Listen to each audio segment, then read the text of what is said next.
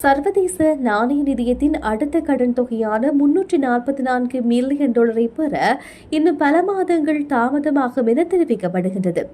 சர்வதேச நாணய நிதியம் வழங்கிய அடிப்படை நிபந்தனைகளை இலங்கை அரசாங்கம் இதுவரை பூர்த்தி செய்யாமையினால் இந்த நிலைமை ஏற்பட்டுள்ளது.